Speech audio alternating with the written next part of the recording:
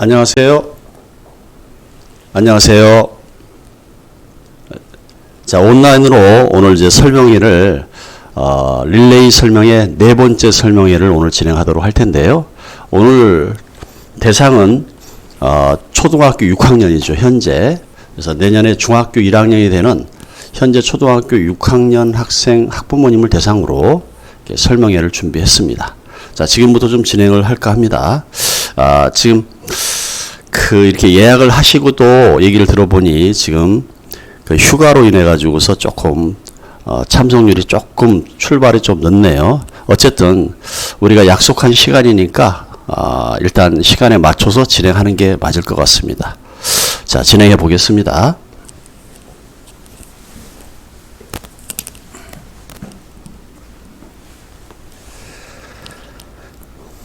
자, 이게 화면을 보시면 첫 번째 화면에 뭐 이렇게 여러 지금 이제 뭐 내용도 있고 사진도 있고 그런데요.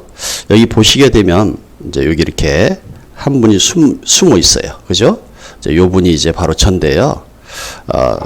이제 요 사진은 이제 제가 이제 대구에 가서 했던 어떤 설명회이고, 이거는 저기 인천의 청라 지역에 가서 했던 설명회입니다. 여기 잘 보시게 되면 뭐 사진도 찍고 그렇잖아요. 이제 이런 내용들은 여기에 나와 있는 요 자료를 이렇게 찍어서 이를테면 다시 좀 보겠다, 이제 그런 의도잖아요, 그죠? 그래서 오늘 여러 가지 자료들을 좀 보여드릴 텐데 필요한 부분은 메모도 좀 하시면서 그렇게 하시면 좋을 것 같고요. 저를 간단히 좀 소개해드리면 지금 현재 EBS에서 강사를 하고 있습니다. 그리고 실제로 지금 학교에 이렇게 입시 설명회를 초청을 받아서 그 강의를 좀 하고 있고요. 그런 여러 가지 관련된 부분하고 특히 이제 목동에 관련된 것에 대해서 여러 자료들을 좀 준비하고 분석하는 목동 입시 전략 연구소가 있는데요. 이 연구소에는 여러 이제 학원 원장님들도 계시고 진학사에 계신 분도 계시고 그다음에 이제 재수생을 이제 전문으로 하는 학원의 원장님도 계시고 해서 여러 분야의 원장님들이 좀 계시고, 그 분들이 이제 입시가 바뀌었다 아니면 교육 정책이 바뀌었다 그러면 모여서 그 부분에 대해서 분석을 하고 자료도 만들고 정리도 하고 하는 그런 일들을 하는데요. 거기서 제가 짱을 맡고 있습니다. 소장이잖아요, 그죠? 그렇다고요. 자, 진행을 계속 해보겠습니다. 일단 우리 초등학교 6학년 학생들은 2010년생이죠. 맞죠? 그죠? 2010년생. 초등학교 6학년인데 학생 수를 보니까 바로 위의 학년인 중학교 1학년 학생 수에 비해서는 학생 수가 좀 많네요. 그죠? 자, 학생 수가 많은 게 입시에서는 경쟁률이 좀 높아지니까 좀 나쁘지 않겠느냐 이렇게 이해할 수도 있는데요. 실은 그게 아니고 좋은 점도 많죠. 왜냐하면 수능 최저라고 하는 지금 현재 제도에 의해서 수시에 있는 학생들은 기본적인 수능을 봐야 되는 그런 제도가 있습니다.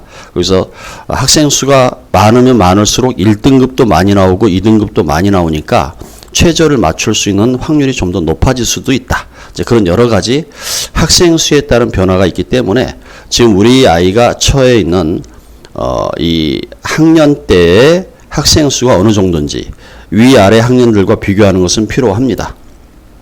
왜 그러냐면 대학 입시를 치른 바로 위에 있는 학년이 있을 거 아니에요, 그죠? 요 학년에 대한 데이터를 그대로 삼아서 작년에 요 점수로 요 대학에 들어갔대라고 하는 걸 잣대를 그대로 들이대면 안 된다는 거죠. 그래서 그런 부분으로 참고가 필요하기 때문에 학생 수에 대한 건 이해하실 필요가 있겠고, 그 다음에 여기 지금 막대 그래프를 쭉 그려놨는데 이게 뭐죠? 라고 하면 지금 중학교 1학년부터 입시가 확 바뀌는 거죠. 이제 요 아이들은 전부 같은 이제 제도 하에서 진행될 텐데요. 우리가 단순히 이제 중학교 1학년, 위학년부터 고교 학점제가 전면 실시된다. 이건 들으셨잖아요. 그죠? 그런데 그뿐이 아니라 교과서가 싹 바뀝니다. 고등학교 올라가면 이 아이들이. 그러니까 그 바로 밑에 있는 우리 초등학교 6학년 학생들은 그냥 따라가야 돼요. 그대로. 그죠? 다행스러운 것은 지금 현재 중학교 1학년 학생들은 교과서가 싹 바뀌어 있는 상태에서 시험을 치니까 뭐가 없냐면 기출문제 같은 게 없을 거 아니에요. 그죠? 그런데 그에 비하면 적어도 바로 아래 있는 학년 같은 경우는 한번 시행했던 여러 가지 자료들에 의해서 분석을 하고 대응할 수 있는 조금 여력은 있겠죠. 이제 그런 어떤 차이가 있다. 이렇게 좀 이해를 하시면 되겠고요. 자, 그러면 현재 우리 초등학교 6학년 학생들은 그냥 중학교 1학년이 하는 제도를 그대로 간다. 이렇게 이해하시면 좋겠고, 자, 이제 여러 가지가 있습니다. 교육 과정이라는 게 있는데, 교육 과정으로서는 여기가 이제 현재 10차 교육 과정입니다. 그러니까 현재 중학교 2학년부터, 그러니까 중학교 2학년이 마지막 10차 교육 과정을 시행하고, 그 다음에 중학교 1학년은 11차 교육 과정이라고 하는 2022 교육 과정을 시작하는 거다라는 거예요. 그죠? 그럼 교과서가 바뀌니까 노란색을 보세요. 교과서가 바뀌니까 심지어 모두 수능도 바뀌고 대학 입시도 바뀔 것이고, 그 다음에 최근에 이제 여러 가지 지금 이슈가 되고 있는 특목 자사고를 일반고로 전환하는 부분에 대한 것도 지금 문제가 되고 있잖아요. 그죠? 원래는 이때 전환하기로 예정이 되어 있던 거예요. 그죠? 그런데 이제 여러 가지 상황에 의해 가지고 정부도 바뀌고 하다 보니까 이 부분이 다시 이제 논의가 되는 부분이 있습니다. 자, 어쨌든 이런 여러 가지 변화의 물결은 현재 중학교 1학년부터 많이 바뀐다. 그런데 다행스러운 것은 우리 중학교, 초등학교 6학년 학생들은 한 개 학년이 위에서 치르고 있는 것을 이렇게 지켜보면서 준비할 여력이 좀 있다. 뭐 그런 정도 좀 이해할까요? 자, 좋습니다. 여기 나머지 사항에 대한 것은 뭐 학점으로 바뀌었다. 그러면 이것이 어떤 의미가 있느냐. 그 다음에 이게 단위수, 수업의 학습량이 줄어들었다. 이건 어떤 의미가 있느냐. 이제 이런 부분에 대한 거는 조목조목 설명을 좀 드릴까 합니다. 자, 대략적으로 이런 상황으로 결국은 좀 이해해야 될 부분은 뭐냐면 내신 평가 제도도 바뀔 건데 어떻게 바뀌는지 지켜보셔야 되고, 그 다음에 수능 시험도 바뀔 건데 어떻게 바뀌는 건지 지켜봐야 되고, 이제 이게 사실은 대학 입시를 치르는 핵심 요소 두 가지라고 볼 수 있잖아요. 그죠? 근데 이 두 가지 부분이 모두 바뀌게 돼 있기 때문에 이 부분에 대한 것들도 조금 설명을 드릴 겁니다. 자, 그럼 진행해 볼게요. 오늘 스텝을 이렇게 네 가지로, 이제 첫 번째 발걸음이죠. 스텝. 우리 학생들이 성공 전략 스텝 1 이렇게 제가 이름을 붙였는데요. 예비 중2를 위한 교육 정보라 이렇게 제목을 했는데, 첫째는 뭐냐면 우리 아이들이 2023년 내년에 2월 2일 날 학교 배정을 발표하는 날이에요. 그죠?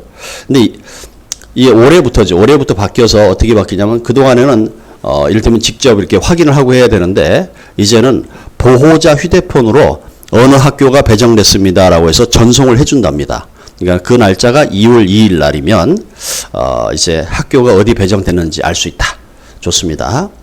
그런데 우리가 일반적으로 어디 지역에 살고 있기 때문에 이 지역 학생들은 대략적으로 어느 중학교에 배정된다는 걸 또 알고 계시잖아요. 그죠? 그래서 이 배정되어진 부분에 대한 것이 물론 추첨을 하지만은 대략적인 것이 좀 윤곽이 어느 정도 나와 있다고 볼 수 있는데, 우리 아이가 갈 학교, 중학교에 대해서 이를테면 평가 방법은 어떻게 진행이 되고, 뭐 이를테면 동아리 활동은 어떻게 되고, 그 다음에 이를테면 자유학기제 운영은 어떤 식으로 하고, 이런 여러 가지 정보들을 좀 미리 알고, 이를테면 교육 설계죠. 이렇게 중학교 올라가서 준비를 해야겠군 하는 그런 설계를 하는데 필요한 부분을 알아보는 것이 필요하다. 자, 그 다음에 내신 성적은 어떻게 치르는지 조금 보여드릴 거고요. 그 다음에 아주 중요한 건 뭐냐면 지금 입시가 어떻게 바뀔 것인지 아직 결정이 안 나 있는 부분이 꽤 많습니다. 심지어 12월 말쯤에 올해, 그죠? 올해 11월 또는 12월 말쯤에 발표되는 여러 사항들도 있어요. 그러니까 아직 논의 중인 것도 있다라는 거죠. 자, 이런 여러 사항들이 어떻게 바뀔 건지 그 궁금해하는 것도 중요한데, 더욱 중요한 건 뭐냐면 실력을 키워놓으면요. 실력을 키워놓으면 제도가 어떻게 바뀌든 관계없이 잘하는 학생이 됩니다. 거기에 초점을 맞추는 게 좋을 듯 싶습니다. 너무 입시가 어떻게 바뀌느냐 여기에 이를테면 집착을 하는 부분은 조금 피곤할 수가 있어요. 그죠? 자, 그 다음에 오늘 제가 설명드릴 부분은 이제 교육 과정이 바뀐다고 했는데 어떤 내용으로 어느 정도로 바뀌는 것이지? 라고 하는 부분을 설명드릴 건데, 이 교육과정이라는 것이 지금 시 안에 나와 있어요. 근데 그것이 확정된 게 아니란 말입니다. 그래서 그 확정된 것을 올해 말에 최종적으로 발표를 해주기로 돼 있습니다. 교육과정이. 교육과정이 발표된다는 건 뭐냐면, 예를 들어서 수학이라고 하게 되면 수학이라는 과목 속에 요번에 행렬이라는 것이 새로 들어가기로 되어 있는데, 그 행렬이 1학년에 들어갈 건지 아니면 2학년에 들어갈 건지, 그런 부분들도 여러 가지 좀 편성에 있어 가지고도 좀 논의가 조금 되어 있는 상태인데, 확정을 해서 발표하는 것이 있겠죠. 이제 그런 부분에 대한 것을 최종적으로 발표하는 것이 올해 안에 발표되기로 돼 있다. 자, 거기까지. 그 다음에 이제 우리 아이가 치르는 고등학교 입시죠. 우리 아이가 이를테면 아주 상위권이야. 그래서 영재학교로 갈 건지 아니면 과학고나 자사고나 아니면 뭐 외고, 국제고 될 수 있죠. 문과학생이라 그러면 이제 그런 부분에 대해서 미리 준비를 해야 될 부분도 있겠죠. 그래서 고교 선택에 관련된 정보를 좀 드릴 거고요. 그 다음에 상당히 이제 핵심되는 부분은 이제 고교 학점제에 대한 걸 이해하는 것이 중요한 것 같아요. 왜 그러냐면 고교 학점제 부분에 대한 것들도 지금 반대 여론이 좀 많습니다. 실제 학교에서는 이제 학교 선생님들 대상으로 하는 여러 가지 설문조사에 의하면 거의 70% 정도 또는 그 이상 이렇게 반대 의견이 많고, 그 반대는 조금 더 미뤄야 된다. 준비가 안 됐다. 이제 그런 내용들이죠, 주로. 그래서 그런 부분으로 이조차도 지금 발표되어 있는 고교 학점제 안도 조금 바뀔 수가 있을 것 같아요. 고교 학점제를 폐지하는 것은 너무도 리스크가 크다 보니까 폐지는 어려울 것 같고요. 이것을 지금 발표됐던 사항 중에서 현실적으로 학교에서 할 수 있는 여러 가지 사항에 대한 것들을 지금 TF팀을 구성해 가지고서 올해 안에 요걸 이제 최종적으로 발표를 할 예정입니다. 그래서 요 부분도 조금 지켜봐야 되겠으나 현재 발표된 걸 주제로 해서 내용을 중심으로 해서 예측을 좀 해보기도 하고 요건 어떤 의미다 설명도 좀 드릴까 합니다. 그리고 아주 중요한 것 중에 하나는 우리 아이가 이 진로를 좀 결정해 줘야 되는데 그 부분에 대한 정보, 그리고 마지막으로는 우리 아이들이 이제 실질적으로 초등학교 때까지는 그렇게 어떤 깊이 있는 공부를 했다기 어렵잖아요. 그래서 이제 고등학교 가서 입시를 치르는 그런 준비가 되려면 적어도 공부 방식에 대해서 효과적인 공부 방법을 본인이 습득하고 있어야 될 텐데, 그 공부 루틴에 대해서 조금 정리를 하도록 하겠습니다. 자, 오늘 내용에 대한 것을 간략히 좀 설명을 드렸습니다. 이 내용을 주제로 해서 세부적으로 설명을 드리겠습니다.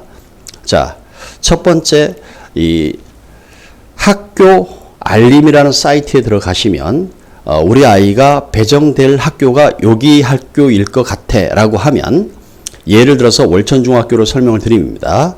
그러면 이 교육과정이라는, 이게 지금 교육과정이거든요. 이게 교육과정인데 이 부분을 잘 들여다보면 여러 가지 정보가 다 들어있습니다. 실은 일단은 8시 55분까지 학교를 가야 됩니다.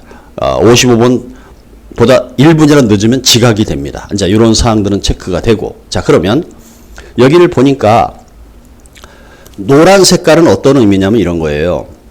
일단 여기 17이라고 하는 숫자가 많이 적혀 있는데 17은 이해하셔야 됩니다. 17이라고 하는 것은 한 학기 동안 이를테면 주가 몇 주냐면 17주라고 하는 거예요. 한 학기가.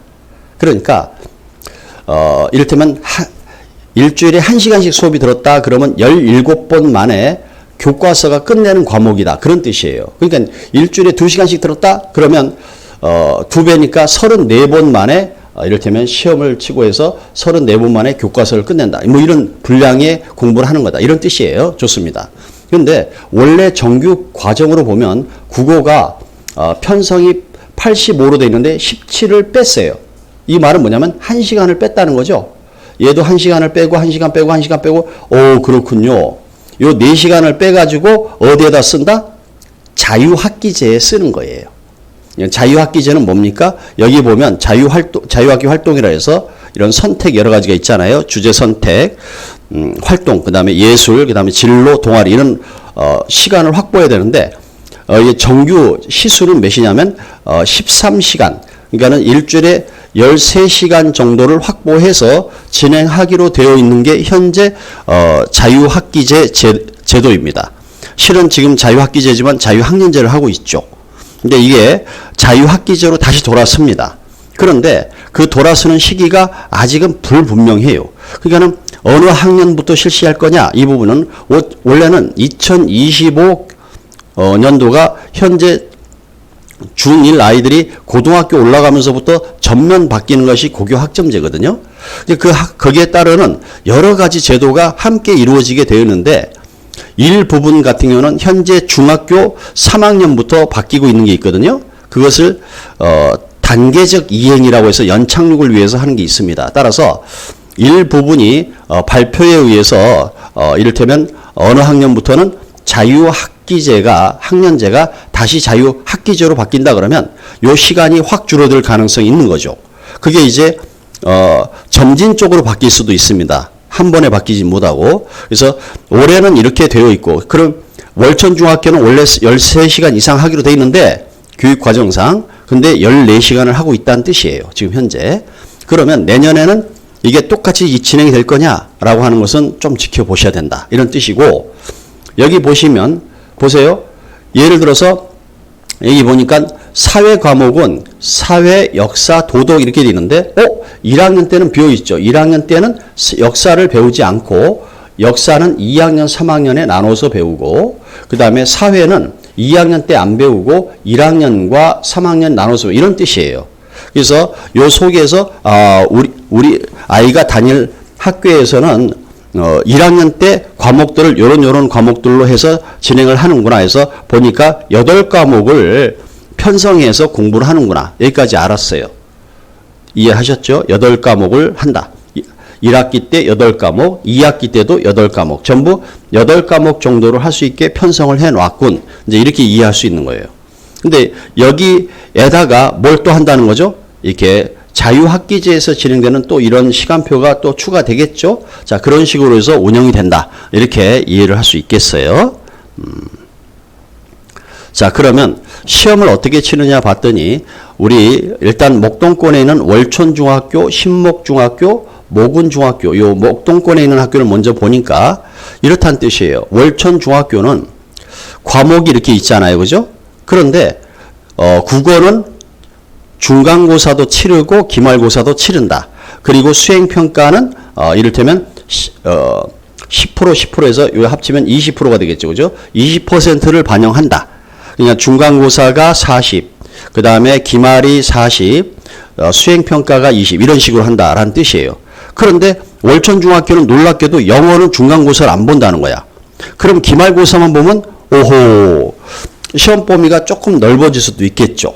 그래서 학교마다 대응 방식이 좀 달라질 수 있겠죠.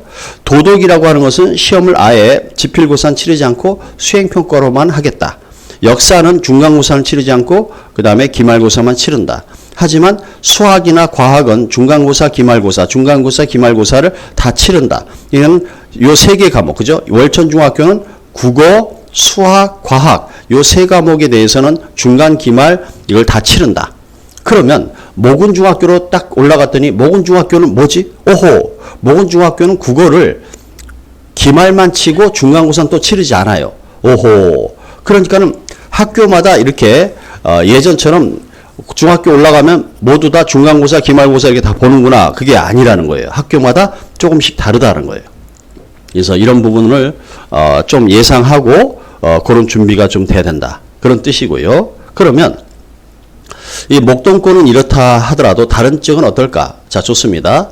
우리가 마포 지역을 보니까 서울여중하고 숙문중학교를 예를 들었고 그 다음에 강서 지역은 화곡중학교를 예를 들었습니다. 자, 보시면 서울여중은 놀랍게도 영어 전체를 아예 중간 기말을 치르지 않고 수행평가만으로 2학년 1학기를 이렇게 시험을 치른다. 그러면 중간고사는 끽 해봤자 2과목만 보는 거예요. 그죠? 그리고 기말고사는 하나, 둘, 셋, 4과목이 되는 거고. 그러니까 쉽게 보면 얘네들은 시험을 보는데 그렇게 많이 보질 않고 주로 이를테면 수행평가로 이렇게 대신하는 부분이 좀 많고, 그거에 비하면 숙문중학교는 기술과정은 아예 편성이 안 되어 있으니까 빠지고, 편성되어 있는 것은 거의 다 시험을 치는데 도덕만 중간고사를 치르지 않고 나머지는 중간기말을 다 치른다. 아, 그렇군요. 그러면 화곡중학교는 작년에는 이를테면 1학기 때 이를테면 국어 같은 경우는 중간고사를 이를테면 실시하지 않고 기말만 실시했거든요. 근데 이게 작년보다는 올해는 또 바뀌었어요. 이렇게 해마다 조금 바뀔 수도 있습니다. 하지만 이게 학교에 따라서 이런 여러 가지 좀 차이가 있다라는 걸 좀 참고하실 필요가 있겠죠. 자, 그런 거. 그리고 알아두셔야 될 것은 이거 2학년 1학기를 기준으로 했는데요. 그러면 1학년 때는 어떻게 되는 거예요? 그러면 1학년 때는 시험을 수행평가로 100% 합니다. 수행으로만. 그러면 2학년 3학년은 어떻게 한다는 거죠? 지필고사가 있다라는 거죠. 이렇게 중간고사, 기말고사, 그리고 수행평가. 이게 기본 패턴인데 보시다시피 어떤 학교는 수행평가만 하는 과목도 있는가 하면 어떤 학교는 중간고사는 안 치르고 기말고사만 치르는 학교도 있고 다 치르는 과목도 있고 이런 식으로 2학년, 3학년에서 배우는 과목들은 이런 식으로 선택적으로 진행된다. 하지만 중학교 1학년은 100% 수행평가로 한다. 이런 정도가 올라가시면 진행한다는 거죠. 좋습니다. 자, 두 번째는 이제 고교 학점제에 대해서 아는데요. 고교 학점제는 세 가지를 이해하시는 거예요. 먼저 교육 과정이 어떻게 진행이 되는 것인지, 그 다음에 학사제도. 학사제도는 이를테면 졸업하는 것에 관련된 거, 평가제도. 요 세 가지가 핵심이거든요. 요 세 가지 핵심에 대해서 하나씩 점검해 보겠습니다. 먼저 교육 과정은 우리가 바뀌는 교육 과정과 연관되는데 지금 새 정부에서 TF 고교학점제 TF팀을 구성해서 지금 12분이 참여를 해가지고서 진행을 하는데 2022년 말이니까 올해 말이죠. 개선 방안을 마련할 방침으로 지금 하고 있는 것이 요 5개 항목이에요. 그냥 지금 뭐냐면 선택형 교육과정을 이렇게 한다고 했고 아이들이 자유롭게 원하는 과목을 다 신청해서 들을 수 있게 하려고 하는데 그게 학교에서 준비가 덜 됐다는 거야. 그러니까 어떤 과목을 개설하려고 그러면 그 선생님이 있어야 되잖아요. 그 선생님 준비가 덜 돼 있다. 뭐 그런 여러 가지 사항에 대한 이야기예요. 그래서 일단 이 선택 교육 과정 이 부분이 좀 핵심이 될 수는 있을 것 같고요. 요 1번이 나머지 부분에 대한 건 여건 구축이니까는 사실상 어떤 재정적인 문제인 것 같아요. 어떤 지원해 줄 수 있는 재정이 좀 충분하다 그러면 뭐 선생님들도 많이 뽑고 뭐 여러 가지 환경도 만들어주고 그런 것들이 전부 어떤 이를테면 예산과 관계된 부분이 많다 보니까 여러 가지 어려움도 좀 있는 것이죠. 자, 어쨌든 이 고교학점제 지금 발표되는 사항에 대한 것이 올해 말에 새롭게 좀 바뀌는 부분이 생길 가능성이 매우 많습니다. 그래서 이건 좀 지켜볼 부분이 있다. 좋습니다. 그러면 첫 번째 말씀드린 교육과정은 뭐냐면 일단 이수 학점이라 해서 학습량이 확 줄어듭니다. 많이 줄어들지는 않는데 어쨌든 줄어듭니다. 이 부분 하고 그 다음에 수업의 다양화라 해가지고서 우리 학교에서 개설되지 않은 과목이라 하더라도 다른 학교에서 이를테면 가서 공부할 수도 있고 이게 그런 것을 거점 학교라고도 하고 그죠? 뭐 경기도 같은 경우에는 클러스터라고 하고 이런 용어들이 조금씩 다른데요. 어쨌든 이런 공동 교육 과정이라고 하는 것들이 좀 확대될 것이다. 그래서 아이가 예를 들어서 간호학과를 갈 거야. 그럼 간호학과를 가려면 특히 학생부 종합전형으로 가게 되면요. 보건이라는 과목이 교양 과목으로 들어 있습니다. 실은 그게 있는데 어떤 학교는 이거를 개설한 학교가 있고 어떤 학교는 하지 않는 학교가 있어. 그러면 우리 학교는 간호학과로 갈 학생 같은 경우 요게 없네? 그러면 이거를 들을 수 있도록 온라인 강좌라든가 아니면 다른 학교에서 하는 강좌를 가서 들을 수 있다든가 그런 여러 가지들을 만들어준다. 그게 이제 공동교육과정의 의미다. 이렇게 이해하시면 좋겠고 그 다음에 학습 공간에 대한 것인데요. 이 공간이 이를테면 온라인 수업을 하기 위해서 온라인 강의실을 이렇게 뭐 화면이 여러 개가 이렇게 있는 그런 온라인 강의실도 만들기도 하고, 그 다음에 학생들이 거기서 이를테면 쉴 공간 또는 거기에서 자습할 수 있는 여러 가지들을 학습 공간을 또 별도로 만들어 놓은 것이 좀 함께 포함되어 있습니다. 이제 그런 부분도 좀 설명을 드릴 건데요. 자, 보시면 일단 교육 과정이 우리가 아이들이 중학교 지금 초등학교 6학년인데 중학교 1학년 학생들이 고등학교 1학년이 되는 해가 2025년도예요. 그러니까 이때 처음으로 고등학교 1학년 교과서가 새로 만들어져서 바뀐다는 거야. 그러면 현재 초등학교 6학년 학생 같은 경우가 이를테면 중학교 올라갈 때 중학교 교과서가 또 바뀐다. 뭐 이런 뜻이에요. 이해되셨죠? 그러니까 현재 중학교 1학년이 이렇게 바뀌니까 우리 초등학교 6학년은 이를테면 바뀐 교과서가 있는 걸 알고 시작하겠죠. 자, 이렇게 좋습니다. 자, 그런데 이런 얘기예요. 뭐냐면 지금 이것은 2015 교육과정, 그러니까 10차 교육과정이고요. 이쪽이 2020 화면이 좀 예민하네요. 그죠? 여기가 2022 교육과정이라 그래서 이게 이제 11차 교육과정. 이제 우리 아이들이 배울 과목은 여기인데요. 이를테면 이럽니다. 예를 들어서 수학이라는 과목이 있으면 여기 보세요. 수학과 문화 이런 과목이 있잖아요. 이게 원래 없어요. 지금 현재 이런 과목이 없단 말이에요. 직무 수학도 없단 말이에요. 인공지능 수학도 없어요. 있구나. 요거는 최근에 개편이 되면서 이게 만들어지긴 했습니다. 어쨌든 이런 과목들을 선생님들이 수업을 해야 되거든요. 그러면 지금 현재 선생님들이 한 과목씩 맡아서 준비를 해야 된다는 거야. 아니면 이 과목만 따로 공부한 선생님을 초빙을 해야 되는 상황인데 실질적으로 학교의 규모가 적어. 그러면 선생님들이 인원수가 적겠죠. 그 선생님들이 몇 분 안 되는데 이것을 조각조각 나눠서 한다라는 부담이 굉장히 크겠죠. 과목을. 그래서 이런 여러 가지 준비가 안 돼 있는데 이거를 바로 시행을 하려고 하는 것은 무리가 있다. 이제 그런 얘기를 좀 많이 하고 있는 거예요. 자, 그러면 이 교육 과정이 좀 바뀌면서 지금 언론에 이런 얘기들이 많이 나오잖아요. 보세요. 이 사회 과목 같은 경우는 이게 빨간색이 수능 출제 과목인데요. 여기가 지금 몇 과목이 되냐면 9과목이에요.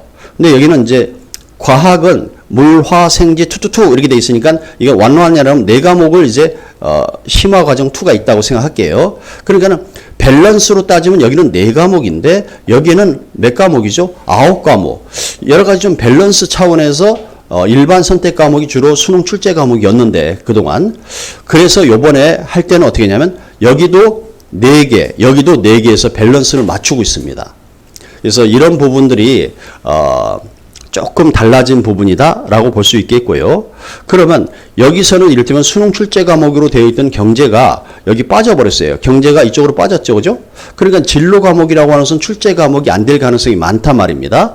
그런 식으로 이렇게 빠졌기 때문에 경제학자들이 이를테면 이건 문제 좀 있다 이렇게 얘기를 하고 있는 그런 얘기예요. 그러니까는 교과가 개편되면서 수능 출제 과목들도 상당히 많은 변화가 올 예정이다라는 것도 이해하실 수 있겠죠. 그래서 이런 부분에 대한 것들은 발표되는 부분을 좀 지켜보셔야 하는데 그 일정은 뒤에가 좀 설명을 드릴까 합니다. 자, 일단은 수업량의 적정화라는 것은 뭐냐면 그동안은 204단위라고 되어 있는 것을 190 용어는 이제 이 단위가 학점으로 바뀌었다고 하시고 같다고 보시고 숫자만 보세요. 204가 192로 줄었죠. 그죠? 그러니까 수업량이 줄어들었어요. 그러니까 이 수업량이 줄어든 부분에 대한 설명이 좀 필요한데 그럼 공부를 적게 하는 건가요? 근데 또 그건 또 아니에요. 그래서 이 부분을 설명을 좀 드릴까 하고 그다음에 이제 이 부분에 대한 거는 같이 설명을 드릴게요. 여기서 이제 홈베이스는 좀 체크해 두시고 자, 이런 뜻이에요. 일단 단위라고 하는 것은 4단위라고 하면 일주일에 4시간씩 들었다는 뜻이고요. 그것이 이제 용어가 학점으로 바뀌었다. 그게 현재 중학교 3학년부터 바뀝니다.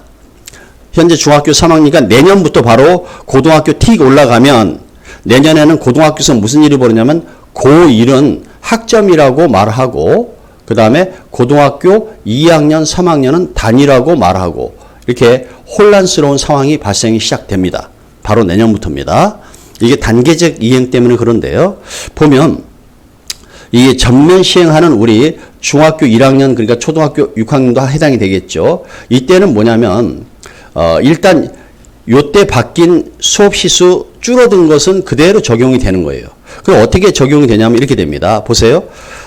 교과에 관한 거를 총 180 단위를 하게 되어 있는데 용어는 학점으로 바꿀게요.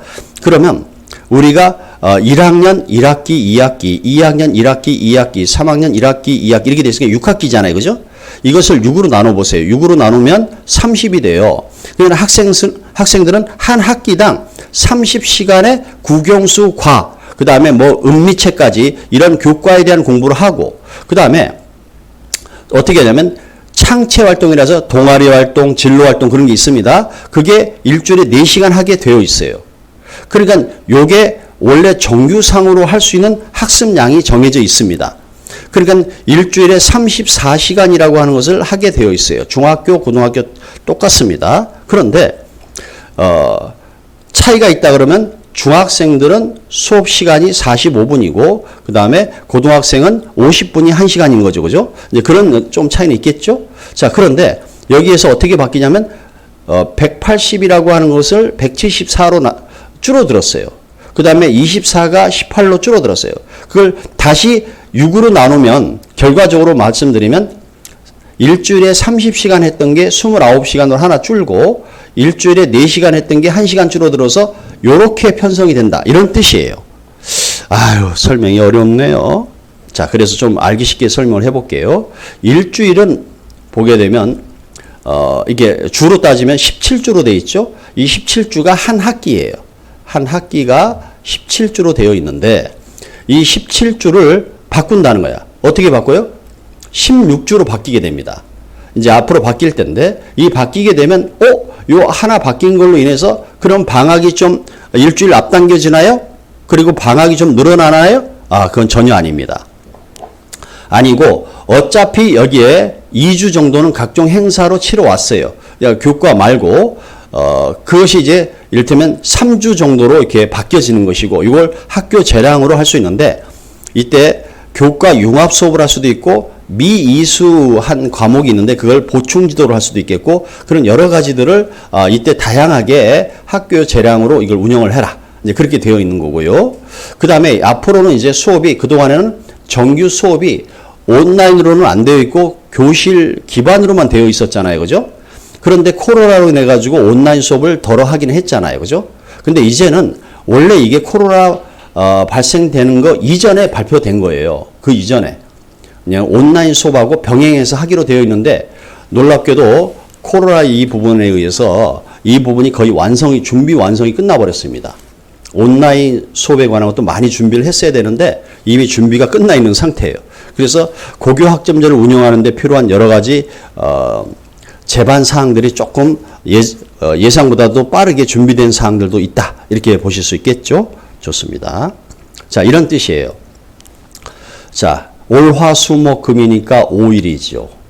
1교시부터 7교시니까 7이죠.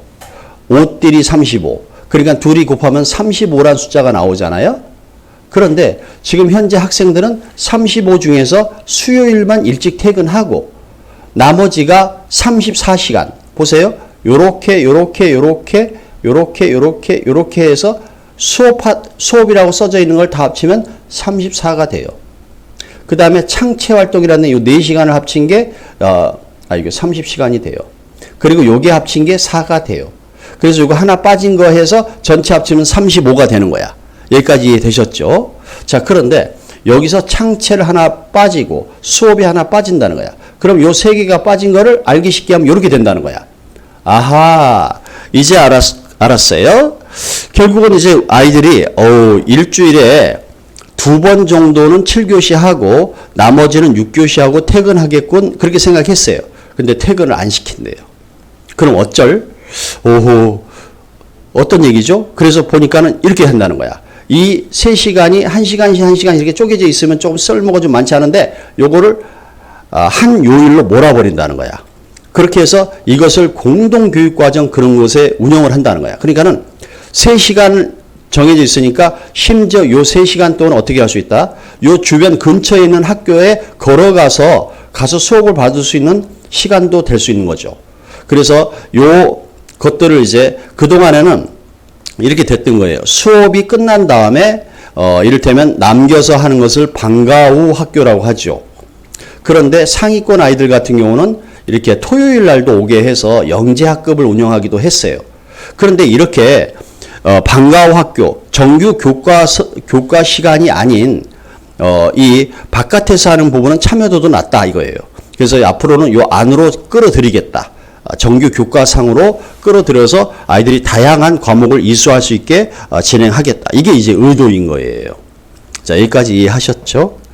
자, 그런 식으로 해서 시간이 변형이 된다라는 것이지, 이를테면 학습량이 줄어든다 해서 전체 공부량이 줄어드는 것은 아니고 다르게 활용을 하겠다. 이렇게 이해하시는 게 맞을 것 같고, 단 우리가 이제 직접 체험을 하는 것을 필요로 했던 창의적 체험 활동 부분은 확실하게 줄어드는 거 맞죠? 그죠? 1시간씩.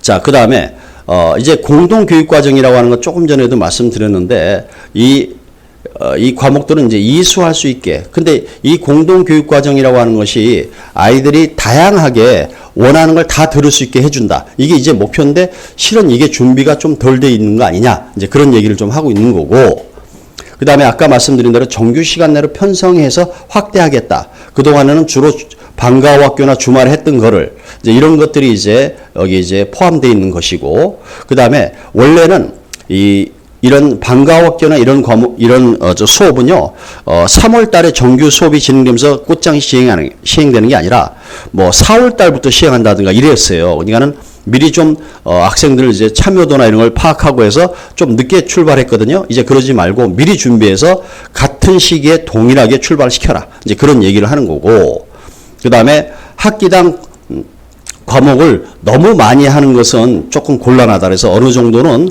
아이들이 할 수 있는 그런 시간은 요 정도 안에서 선택해라. 그렇게 조정을 하려고 하는 제한을 두겠다. 이제 그런 얘기를 하고 있는 거예요. 자, 이제 어떻게 바뀌냐면 그동안에는 이 공통 과목이라는 게 있었고요. 그건 9등급제로 진행이 됐습니다. 그 다음에 일반 선택이 되어 있는데 이것도 9등급제였어요. 그러니까 이것은 상대평가인 거죠. 상대평가. 그런데 진로 과목이라는 것이 하나 선택 과목이 있어요. 얘는 3단계 절대평가를 하고 있습니다. 지금 현재.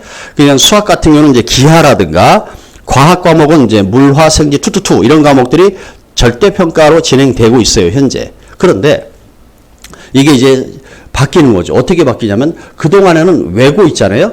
외고에서 배웠던 여러 가지 심화 영어나 그런 과목들이 이를테면 일반 학생들도 배울 수 있는 것으로 편성이 되집니다. 일부. 그러면 특목고 중에서 과학고나 영재학교에서 배웠던 그런 수학이나 과학에 관한 것은 또 포함은 안 시켰어요. 여기에. 어쨌든 이렇게 변화가 좀 됐어요. 이렇게 바꾸겠다. 이거는 뭐죠? 2015 교육과정이고 이것은 2022 교육과정인데 이를테면 공통 과목이라는 것은 그대로인데 얘네들은 뭐로 하겠다? 얘네들은 평가 자체를 상대평가하겠다. 돼 있어요. 근데 그동안에는 선택 과목 중에서 일반 선택은 요건 일반 선택은 상대평가인데 모조리 요 세 개 모조리 절대평가로 바뀌겠다. 이제 그게 이제 지금 바뀌어진 상황이다. 이렇게 보시면 되겠습니다. 그래서 내용적으로 들어가는 것은 아까 제가 보여드렸던 그게 이제 시안인데요. 그게 최종적으로 확정된 것이 올해 안에 나올 거다. 그렇게 이해하시면 좋겠습니다. 자, 그리고 학교에서 학교 공간에 대한 것을 많이 바꿔줄 텐데 지금 이렇게 진행이 됩니다. 이미 이렇게 올해가 2022년도니까 학교 공간 혁신에 대해서 116개 학교가 대상이 돼서 이걸 한다는 거고 그 다음에 스마트 그린 스마트라 해가지고 이 똑똑한 교실, 그 다음에 환경, 뭐 그런 것들을 좀 만들겠다는 거죠. 학교 시설이 여러 가지가 진행이 될 텐데, 1차적으로는 이 선도학교라는 게 있습니다. 그 선도학교부터 시행이 지금 진행이 되고 있는 것인데요. 이제 이와 같은 것이 2024년도까지는 모두 맞추겠다라고 하는 게 목표로 지금 진행이 되는 것이다. 라는 거예요. 자, 그러면, 이런 거예요. 이를테면, 이게 이제 홈베이스라고 하는 건데요. 학생들이 수강 신청을 하는 걸 하잖아요. 수강 신청을 하게 되면 나는 이런 과목을 들을 거예요. 이렇게 하라는 거예요. 그게 이제 대학에서 하는 것처럼 그렇게 하라고 하는 것이 고교 학점제예요. 핵심이. 그런데 실제로 그렇게 되기는 좀 쉽지 않은 부분도 있는데 어쨌든 그 계획에 의하면 어떤 학생은 과목을 신청했는데 그 시간에 이를테면 월요일 3교시에 이 학생은 비어 있는 거야. 내가 원하는 과목이 학교에 개설이 안 돼 있어. 그래서 다른 학교에가 들으려고 했는데 그것은 다른 요일에 돼 있어. 이를테면 자 이렇게 됐다고 할게요. 그럼 이 학생은 갈 곳이 있어야 되잖아요. 근데 놀랍게도 교실이 모든 교실이 학생 수가 어떤 교실은 몇 명 없고 어떤 학교는 꽉 차고 어쨌든 모든 교실이 풀로 돌아갈 거란 말입니다. 그러니까 얘가 갈 곳은 복도밖에 없잖아요. 그래서 복도에 있으면 안 되지 않냐. 그래서 모든 학교가 요와 같은 시설을 만들어라는 거야. 이게 이제 홈베이스라는 개념인데 뭐냐면 이런 거예요. 여기 사물함 같은 게 있잖아요. 학생이 가방을 들고 오니까 사물함 같은 곳에서 가방을 놓기도 하고 여기서 공부도 할 수 있고 쉬기도 할 수 있고 하는 그런 공간을 홈베이스라고 하는데 이런 공간들을 지금 이미 좀 만들어 놓은 학교가 이런 학교들이에요. 그래서 이것을 벤치마킹해서 각 학교들이 이런 걸 만들어 가고 있는 과정이다. 이렇게 이해하시면 되겠죠. 자, 그런데 먼저 선도학교부터 진행이 될 것인데 우리 지역에는 선도학교가 어디에 있느냐? 그러면 고교학점제 서울시의 선도학교가 60개 학교가 올해까지 기준으로 해서 60개 학교가 있는데 우리 지역에는 마포에는 서울여고하고 숭실고등학교가 해당이 되고 숭실고등학교는 마포에 있는 것은 아니고 이것은 은평구에 있죠, 실은. 그런데 이제 학군이 같은 학군이라 이런 뜻이고요. 그 다음에 목동, 양천구 쪽에는 목동구, 신목구, 강서구, 한가람구가 해당이 되고 그 다음에 강서구는 이렇게 6개 학교가 이를테면 선도학교로 해서 아마 시설이 되더라도 이 학교들이 먼저 될 가능성이 크다. 뭐 이렇게 볼 수 있겠는 거죠. 그죠? 자, 좋습니다. 그 다음에 학사제도는 어떨까? 그럼 학사제도를 보니까 이 졸업 요건에 대한 이야기, 그 다음에 최소 학업 성취 수준 보장, 이제 이런 부분이 있는데 이게 뭐지? 라고 하면 예전 같으면 어떻게 되냐면 학생이 이를테면 공부를 못하든 잘하든 관계없이 졸업을 시켜줬잖아요. 그죠? 근데 이제는 그게 아닌 거야. 그러니까는 학교에서 요구하는 그것을 이수해야지 된다. 이제 성적도 볼 거고 출석도 보겠다라는 거예요. 출석은 3분의 2 이상은 출석이 돼야 된다. 특히 뭐 이제 연예인 중에서 활동하는 아이들 같은 경우 이를테면 3분의 2 이상 출석이 안 되면 이를테면 졸업이 안 되는 요건이 된다. 뭐 그런 것이 될 수 있겠고요. 그죠? 그 다음에 학업 성취율이라고 하는 것이 있는데요. 그것이 이제 우리가 A, B, C, D 이런 거 있잖아요. 거기에서 60% 이하인, 점수로 따지면 60점 미만인 학생들 같은 경우가 이제 A, B, C, D, E, F 해서 2가 해당되는 것이었는데 이것을 좀 조정해서 한 40%라고 하는 수치를 해서 이보다 낮은 학생들은 완전 수학이라 그러면 수포자, 영어라 그러면 영포자, 완전 못 따라가는 학생인데 이 학생들은 국가에서 어느 정도 책임을 줘야 되지 않느냐. 기본적인 것은 습득을 시킨 상태에서 학년을 올려주고 해야 되는 거 아니냐. 이런 이제 논리죠. 그게 이제 고교학점제의 핵심 중에 하나인데 내용은 이렇습니다. 지금 현재는 이렇게 진행이 돼요. 그런데 이제 바뀌는 부분은 어떻게 되냐면 60점까지 똑같은데 이게 하나 추가된 거예요. 그죠? 보통은 우리가 이제 A, B, C, D, E니까 여기는 F 학점이다 하면 좋잖아요. 그죠? 근데 F가 이를테면 조금 안 좋은 이미지를 가지고 있다네요. 그래서 이거를 이제 뭐 페일 이런 개념에서 좀 기분 나쁘지 않느냐 그래서 좀 이상한 용어를 가지고 불완전 이수라고 하는 이런 이상한 어떤 단어를 하나 가지고 와서 여기를 I라고 표현하겠대요. 이제 제가 생각했을 때는 이거는 아직 어른이 안 된 아이다. 뭐 그런 거 아닌가 싶기도 한데 어쨌든 우리는 여기 오신 부모님들은 주로 상위권이니까 이 제도에 대해서는 그냥 스쳐 지나가시면 될 것 같아요. 왜? 여기는 일단 학습이 좀 안 되는 아주 수학 포기, 영어 포기, 공부 포기, 공포자지 그죠? 공부를 포기하는 아이들이 이제 그런 학생들의 대상이다라고 보시면 되겠습니다. 그러면 이런 거예요. 지금 현재 중학교 3학년이 고등학교 틱 올라가면 이 아이들부터는 요 세 과목에 대한 것은 만일 기초가 너무 부족하다 싶으면 이 학생들을 대학생들을 동원해서라도 이 과목들을 1대1로 이를테면 가외지도식으로라도 해서 학습을 메워주겠다. 국가에서 책임져 주겠다라고 하는 것이 현재 중학교 3학년이 고등학교 올라가면 단계적 이행에 의해서 이건 책임져 주는데, 그러면 현재 중학교 1학년 전면시 시대는 얘들은 전 과목에 대해서 이 미이수 개념을 도입해서 진행한다. 이제 이런 얘기를 하고 있는 거예요. 좋습니다. 예, 평가 제도는 어떤 의미냐면 일단 내신 평가 제도가 있고 수능 평가 이런 게 있겠는데, 이제 내신 평가 제도는 아까 말씀드린 대로 이렇게 이해됩니다. 자, 공통 과목은 이를테면 석차를 내는 상대 평가를 하고 나머지는 전부 절대 평가예요. 자, 그러면 얘네들은 고등학교 1학년 때 배우고 얘는 2학년, 얘는 주로 3학년 때 배우는 건데, 그럼 1학년 때 배우는 과목만 이를테면 상대 평가를 한다는 것은 2, 3학년 때 배우는 이 과목은 A를 맞는 비율이 심지어 이를테면 30% 이상도 되거든요. 그냥 이를테면 서울권에 있는 학교를 간다 그러면 원래 등급으로 따지면요 4% 안에 드는 것을 1등급이라고 해요. 그런 다음에 11% 안에 들면 2등급이고요. 그 다음에 23% 안에 들면 3등급이 되고요. 그 다음에 이 안에 드는 40% 요 안에 드는 학생들을 4등급이라 하는데, 지금 현재 A를 맞는 비율이 대충 보면 30% 이상 맞습니다. 그러니까는 웬만한 상위권은 전부 모든 과목이 상위권이라면 다 A일 거야. 그러니까 전부 다 동률이 될 가능성이 큰 거예요. 그러니까 그 말은 뭐죠? 변별력이 여기선 약해진단 말이에요. 그러니까 실제로 변별이 강해지는 것은 1학년 때 과목이 아니겠느냐. 그래서 1학년 성적이 대학 입시를 좌우하게 될 거다. 그런 얘기를 많이 하고 있는 게 그거예요. 근데 이조차도 지금으로는 이제 바뀌지 않는다면 그런 말이 어느 정도는 성립이 될 수 있습니다. 그래서 우리 아이들이 어떻게 될지는 모르지만 어쨌든 고등학교 들어가자마자 1학년부터 상위권을 치고 들어가야지, 1학년 때는 조금 하고 그 다음에 2, 3학년 때 열심히 해서 대기만성형으로 해야겠다? 그거는 좀 곤란하다는 거예요. 입시제도상. 그래서 이런 정보들은 좀 이해하시고 우리 아이들이 고등학교 1학년부터 상위권이 바로 될 수 있도록 준비하는 게 맞을 것 같습니다. 자, 이 부분은 이제 추가적인 설명인데요. 넘어가고요. 그럼 이제 교수 학습해가지고 어떻게 가르치겠다.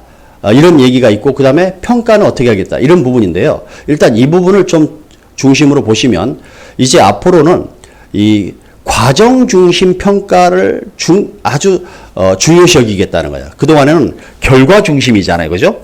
그래서 이 아이가 어떻게 공부를 했고 수행평가 뭘 제출하는 거나 이런 것들을 점수하고, 그래서 시험도 서술형, 논술형 평가를 훨씬 강화하겠다고 발표를 했습니다. 그래서 현재 초등학교 지금 우리 6학년 학생들은 모든 과목에 있어서 서술형 평가식으로 공부를 하셔야 돼요. 그냥 문제를 답찾기, 객관식 이런 것이 아니라 이렇게 꼼꼼하게 서술로 이렇게 답을 작성하는 이런 훈련이 필요할 거다라는 것을 예상할 수 있겠죠. 그죠? 자, 좋습니다. 자, 그 다음에 이제 어떻게 바뀌는 거냐면 이렇게 바뀝니다. 대학 입시 제도가 바뀐다고 했잖아요. 그러면 올해 지나고 내년이 되면 2023이 되잖아요. 내년 상반기쯤이면 어느 정도 내년 상반기쯤이면 우리 아이들이 치르를 대학 입시가 이렇게 바뀔 거다라는 게 공청회라는 걸 통해서 어느 정도 윤곽이 나올 것 같고, 최종 발표는 내후년 2월이니까 이것이 우리가 4년 예고제라는 게 있습니다. 4년 예고제. 이 4년 예고제에 걸리기 때문에 반드시 2월 이전에 2024년 2월 이전에 발표를 해줘야 돼 있습니다. 그래서 그때 발표하겠다라고 하는 것이 일정이에요. 그러니까는 올해는 지금 간다고 치고 내년부터 이제 본격적으로 이제 언론상에서 좀 나오겠죠. 1안, 2안, 3안 이런 것도 나올 거고, 수능을 한 번 볼 건지 두 번 볼 건지, 그 다음에 수능을 치면은 이를테면 절대평가로 해서 진행하고 그 다음에 나머지는 이를테면 대학별 고사 그런 식으로 칠 건지, 그런 여러 가지 안들이 지금 현재 나와 있는 상태인데요. 이것이 논의 중에 있고 이것이 이때쯤 발표될 거다라는 것으로 예상을 좀 할 수 있겠죠. 자, 그러면 지금부터는 이제 고교 선택에 대해서 좀 알아보도록 하겠습니다. 제가 스텝을 총 4가지로 나눴는데 세 번째입니다. 이런 질문을 제가 많이 받습니다. 외고가 유리하나요? 자사고가 유리하나요? 아니면 그냥 일반고 갈까요? 뭐 이런 이제 질문들을 주로 많이 하는데요. 이건 질문이 조금 이를테면 저는 잘못됐다고 봐요. 왜 그러냐면 학생이 학교가 유리한 게 아니라 이 학교 가서 아이가 어떻게 준비를 할 수 있느냐. 아니 외고에도 또 상위권, 중위권, 하위권이 있단 말이에요. 그중에서 하위권은 이를테면 수시로 가기가 어려워요. 물론 논술로 갈 수는 있습니다만 논술 말고 학생부 종합전형이나 교과전형으로 가기가 어렵잖아요. 그죠? 그러니까 외고에 가서 상위권이 될 수 있느냐. 그럼 자사고 가서 상위권이 될 수 있느냐. 이런 부분에 의해서 결정이 된다고 보셔야 되는데 아이가 그냥 외고 가면 이를테면 여기에 상위권들이 많아서 이를테면 좋은 대학 많이 가더라. 이제 그런 논리로 접근하시는 건 안 맞는 것 같고요. 자, 그러면 학교에 대해서 좀 알아볼 필요가 있겠죠. 자, 이를테면 우리 아이들이 고등학교를 이제 가게 되면 일단 영재 학교라고 하는 걸 원서를 쓸 수 있어요. 먼저 얘네들은 전기도 아니고 후기도 아니에요. 근데 대략적으로 언제쯤 하냐면 5월 달쯤에 원서를 쓰고 이렇게 진행을 하는 게 있습니다. 그러면 이제 전기가 있고 후기가 있는데 전기에서 이를테면 한 학교라도 합격이 되면 후기는 갈 수 없습니다. 자, 그러면 전기에 우리가 과학고등학교가 있고 예고, 최고 이런 게 있잖아요. 그죠? 물론 특성화고등학교도 있습니다만 어쨌든 이 과학고등학교를 간다. 그러면 영재학교를 원서를 썼어. 영재를. 근데 이 영재학교에 떨어졌어. 그러면 과학고로 갈 수 있어요. 원서를 쓸 수 있다는 거예요. 왜? 원서를 이때는 이게 발표가 끝나자마자 8월 달에 원서를 쓰기 시작하니까. 그러면 과학고등학교는 서울에 2개밖에 없어요. 이건 쿼터제예요. 그래서 서울에 있는 학생들은 서울에 있는 과학고만 갈 수 있고요. 경기도에 있는 학생들은 경기에 있는 과학고만 갈 수 있습니다. 자, 그렇다면 영재학교는 전국입니다. 따라서 얘네들은 지역 구분이 없어요. 자, 좋습니다. 여기까지 이해되셨죠? 그럼 이제 후기로 가게 되면 일반고로 갈까요? 그럼 일반고 중에서 마포나 명덕이나 여의도 고등학교 이런 학교는 과학 중점 학급인데 과학 중점 학급이라는 것이 뭐죠? 라고 하면 얘네들은 10개 반을 모집을 하는 학교야. 예를 들어서 마포고등학교로 할게요. 10개 반을 모집해요. 그 중에서 3개 반을 과학 중점 학급으로 모집을 해요. 그럼 얘네들은 졸업할 때까지 이 안에서만 있어야 됩니다. 왜냐하면 커리큘럼이 틀립니다. 얘네들은 수학하고 과학을 45% 정도를 해야 되니까 다른 과목은 좀 적게 배워요. 대신에 수학과학을 굉장히 많이 배우기 때문에 특히 이과생이라 그러면 한번 생각해 볼 필요는 있지요. 근데 이과생 중에서도 학생부 종합전형으로 가면 유리한데 그렇지 않으면은 너무 쓸모없는 과목을 많이 할 수도 있다라는 부분도 있어요. 그래서 이런 부분은 나중에 충분히 여기는 일반고 선택은 중학교 3학년 가서 선택을 생각해도 무리가 없습니다. 지금 해야 될 것은 영재고를 갈 거냐 과학고를 갈 거냐 이거는 이를테면 3학년 때 결정하는 것이 아니라 저학년 때 적어도 중학교 1학년부터 준비를 해야 되는 그러한 부분이 있는 학교들이에요. 물론 자사고도 우리가 서울형 자사고 그래서 우리가 양정고 우리 여기에 한가람 고등학교는 일반고로 전환해 버렸기 때문에 양정고가 우리 지역에 남아 있는데 이 서울형하고 전국형은 틀리죠. 전국형은 굉장히 셉니다. 그죠? 하나고, 민사고, 상산고, 외대부고, 인천할고 이런 많이 들어보셨죠? 이런 학교 전국에 10개 학교가 있는데 이 학교들을 우리 서울에 있는 학생들도 갈 수 있는 거죠.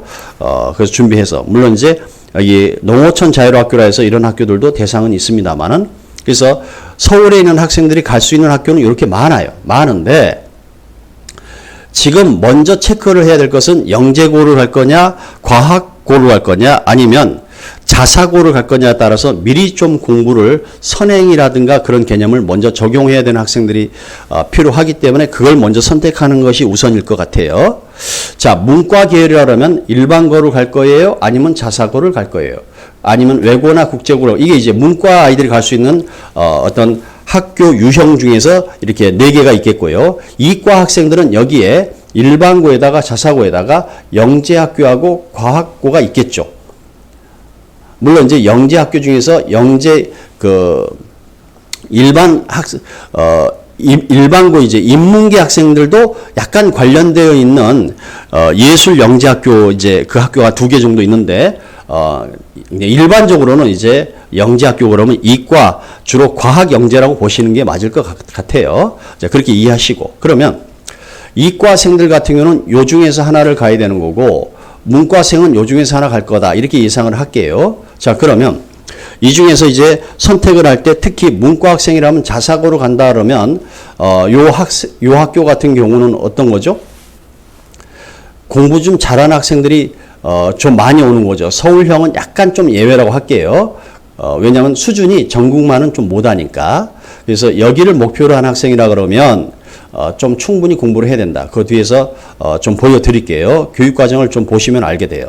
그 다음에 이과생들은 1차적으로 여기 떨어지면 그 다음에 2단계 과학고로 가고 과학고 떨어지면 민사고 상상고 그렇게 간다. 그리고 과학고 떨어지면 사사고 떨어지면 이 과학 중점은 안 됩니다. 일반고를 갈 수 있습니다. 그래서 4단계.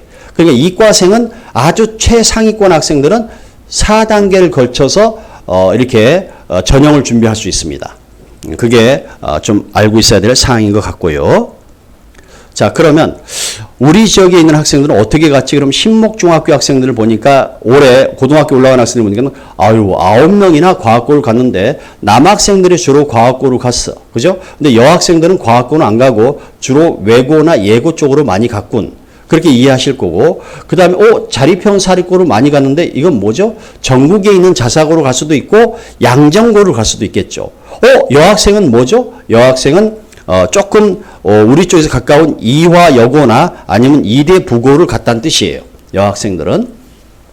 남녀공학이니까 자사고 중에서 서울형 자사고는 우리 지역에 가까운 학교 중에서 장훈고등학교라고 해서 영등포 쪽에 있잖아요. 근데 이게 올해부터 이를테면 일반고로 전환을 신청을 해버렸습니다. 그래서 이제 자사고에서 빠질 듯 싶고요. 자, 그러면 이 학교별로 이를테면 이것은 학교 알림이 사이트에 들어가면 한 3년치를 쭉 볼 수 있습니다.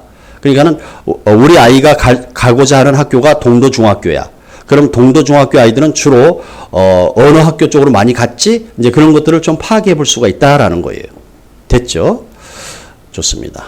과자 중에서 제일 맛있는 과자는 외국 과자죠. 그죠? 이게 이제 외고, 국제고, 과학고, 자사고란 뜻이에요. 그러니까 이제 일반고 말고 이렇게 외고, 국제고, 자사고, 과학고 부분에 대해서 좀 알아보자. 이제 그런 얘기를 하고자 한 거예요. 자, 그러면 지금 이제 많이 논의되고 있는 거죠. 뭐냐면 아니 자사고는 이제 유예시켜 준다며. 좋습니다. 그렇게 얘기를 했어요. 그럼과 동시에 외고는 그대로 폐지하겠다. 곧 일반고로 전환시키겠다. 이렇게 이제 발표를 했다가 지금 좀 문제가 발생돼서 잠시 브레이크가 걸린 상태잖아요. 지금 그죠? 그런데 외고는 어떻게 되든 간에 변형이 이루어질 것 같다. 그럼 만일에 외고가 일반고로 전환된다 그러면 예전에 이런 경우가 있었거든요. 용인 외대 부속 외국어 고등학교였어요. 2005년도에. 그냥 원래는 용인에 있는 외대부고가 원래는 외국어 고등학교로 시작했거든요. 그런데 이게 자사고로 전환시켜줬어요. 이게 법률적으로 지금까지 이게 그대로 적용이 된다 그러면 우리 외고 중에서도 일부 학교는 자사고 신청을 해서 전환할 가능성도 있어 보인다라는 것이 첫 번째 생각이고 두 번째는 뭐냐면 외고에서 지금 이제 교육부에서 하고자 하는 것이 이 두 가지인 것 같아요. 이제 그럼 외고는 어떻게 될 거냐? 일반고로 전환함과 동시에 그 과목을 특성화 과정을 운용할 수 있게 해준다. 그리고 지금도 교과 중점이라는 게 있거든요. 그래서 이런 교과 중점에 관해서 특별히 이 학교는 이런 이를테면 별도의 지원도 좀 해주면서 이런 운영을 할 수 있게 해주겠다. 그래서 외고가 지니는 고유의 특성을 좀 살릴 수 있는 방안으로 해서 일반고로 가겠다라고 하는 이런 안들이 지금 조금 이를테면 이 중에서 하나가 되지 않을까라는 예상을 지금 하고 있는 거죠. 그래서 아니면 지금 여러 가지 여건으로 해서 그대로 외고로 이를테면 존속시켜 줄 수도 있겠죠. 어쩌면. 그래서 이와 같은 것들이 아마 올해 안에는 발표되지 않을까 싶습니다. 좋습니다. 자, 외고를 먼저 볼게요. 우리 가까이 있는 명덕 외고를 보면 총 180단위가 무슨 얘기인지 아시죠? 일주일에 6으로 나누면 30시간씩, 이렇게 30시간씩 공부하는 게 있는데, 창의적 체험활동이 4개에서 합쳐서 34 맞잖아요? 이건 일반고든 외고든 다 똑같습니다. 왜? 이게 이제 이수하는 시간이 정해져 있는데, 문제는 이 중에서 108단위라고 하는 것이 우리가 잘 알고 있는 국어, 수학 이런 과목들을 하는 거야. 그런데 여기 뭐 72단위는 뭐죠? 180 중에서 72는 굉장히 비중이 큰데 이것이 전문 과목이라는 걸 이수해야 된대요. 외고는. 아하, 얘네들만 하는 게 아니라 별도 이걸 해야 되는데 그게 뭐죠? 짠. 예를 들어서 일본어 학과야. 그러면 일본어도 독해가 있고 회화도 있고 문법이 있을 거 아니에요. 그런 과목들을, 그리고 심화 영어까지 합쳐서 이 과목들이 72단위나 되는데 이런 과목들을 잘 할 수 있어야죠. 왜? 비중이 크니까. 비중이 큰데 이런 과목을 못해? 그러면 내신이 확 밀리겠죠. 그러니까 이런 과목들을 충분히 잘 할 수 있는 학생이라 그러면 외고를 가셔야지. 그러면 외고에서 상위권이 되면 좋은 데 갈 수 있는 환경이 만들어질 가능성이 크니까. 그래서 이런 것이 준비 안 돼 있는 학생들이 그냥 무턱대고 그냥 너는 문과 쪽인 것 같으니까 외고를 가. 그러면 곤란합니다. 이 부분을 좀 충분히 아시고 준비된 학생이 가는 것이다. 자, 그 다음에 과학고는 서울과학고라고 써 있지만 이거는 영재학교입니다. 자, 영재학교인데요. 가만 보니까 뭐죠? 색깔을 보니까 수학은 노란색이야. 수학은 별로 많이 안 배워요. 그죠? 순전히 과학을 들이다 많이 배우죠. 맞습니까? 그러니까 수학은 영재학교나 과학고면 수학 선생님은 한 4분밖에 없어요. 근데 과학 선생님은 막 20몇 분씩 있거든요. 그러니까 무슨 얘기를 해주고 싶으냐면 과학에 대해서 심화 과정까지 공부를 잘하기도 하고 재밌어라도 하고 그런 학생이 여기 가야 되는데 그냥 학교에서 이를테면 수학하고 과학이 A를 맞았어. 그러니까 너는 공부 좀 하는군. 이 정도로 해서 준비해서 가는 학교는 아니에요. 그러니까 여기를 가려고 그러면 KMO라든가 아니면 초등학교 같은 데서 영재 학급 운영하는 그런 거 있잖아요. 그런 코스, 영재원이라든가 그런 코스를 밟은 학생들이 있습니다. 그러면 그들은 그들만의 리그가 따로 있어요. 그래서 미리 좀 심화 공부를 충분히 하고 관심도 갖고 준비가 된 학생들이 다시 중학교에 올라가서 좀 더 심화를 하고 그런 식으로 가는 학교일 가능성이 큰 거죠. 그래서 갑작스럽게 중학교 2학년 돼서 영재학교나 가볼까나? 이건 준비가 좀 늦을 가능성이 크다는 거예요. 이해하셨죠? 자, 그러면 세종과학고, 여기는 과학고죠. 과학고도 마찬가지로 이렇게 비중이 심지어 60%가 됩니다. 수학, 과학이. 그러니까 나머지 과목은 진짜 조금밖에 안 배워요. 이해되시죠? 이렇게 학습량이 적은 상태에서 만일에 대학 입시를 혼자서 치른다라고 하면 이거는 학교에서 가르쳐준 과목은 많지 않은 거예요. 그러니까 혼자 준비해서 정시를 준비한다면 혼자 한다는 거예요.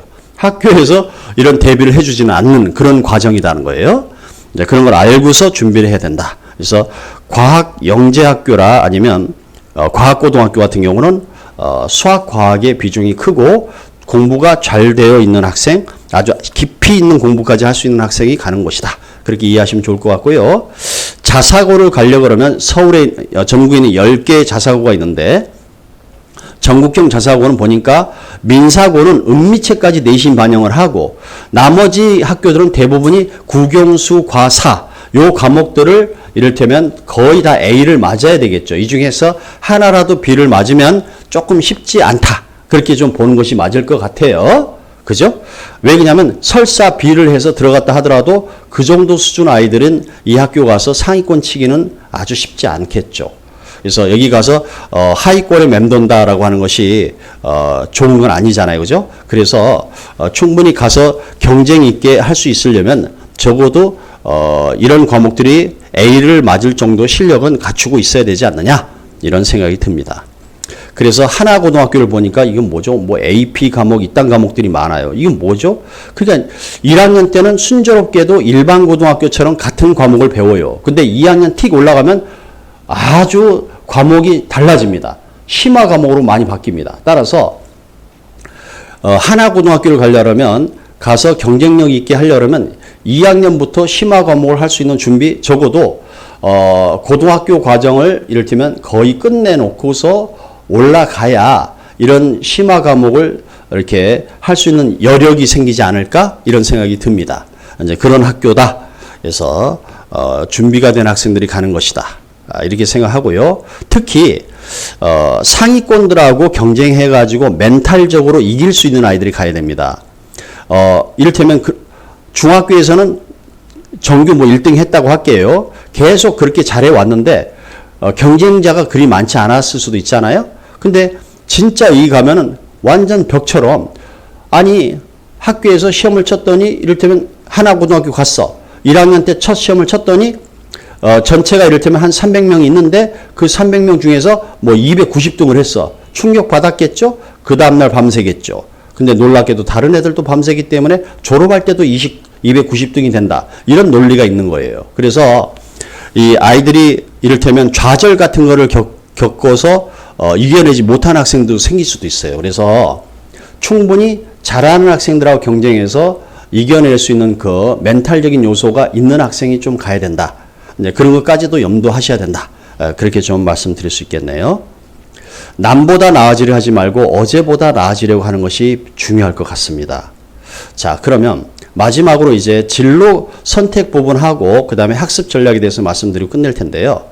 예를 들면 금옥 요구예요. 그냥 2023이면 현재 고등학교 1학년이 내년에 고등학교 2학년 되겠죠? 그러니까 현 고등학교 학생들한테 5월 달쯤에 이걸 파악해요. 그런데 보세요.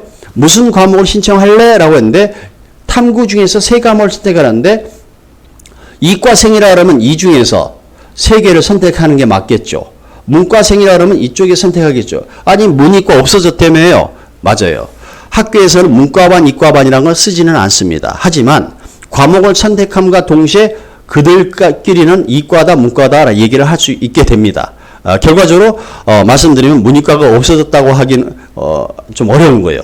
없어진 것이 아니라고 보는 게 맞습니다. 자, 그러면 3과목을 선택을 해야 되는데 먼저 5월 달쯤에 고등학교 틱 올라가서 중간고사 끝난 다음에 바로 파악을 시작한다는 거는 뭘 하지? 이때 고민하면 안 되는 거죠. 미리 고민이 다 돼 있었어야 되고 이를테면 설계가 되어 있었어야 되는 거죠. 만일에 이과라고 하면 여기서 선택하면서 또 얘기가 다르죠. 왜 그러냐면 공대를 갈 학생들은 물리하고 화학을 필수로 해야 되겠죠.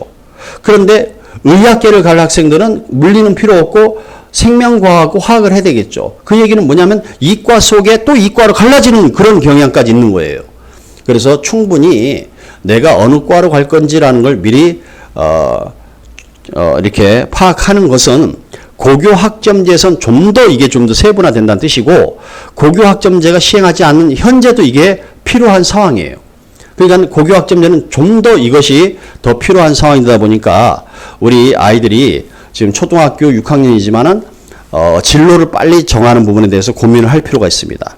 심지어 서울대 같은 경우는 이를테면 항공우주학공학과를 올 거야 그러면 물리학 2하고 지구과학 2를 이수하고 오세요 이렇게 말하고 있는 거예요.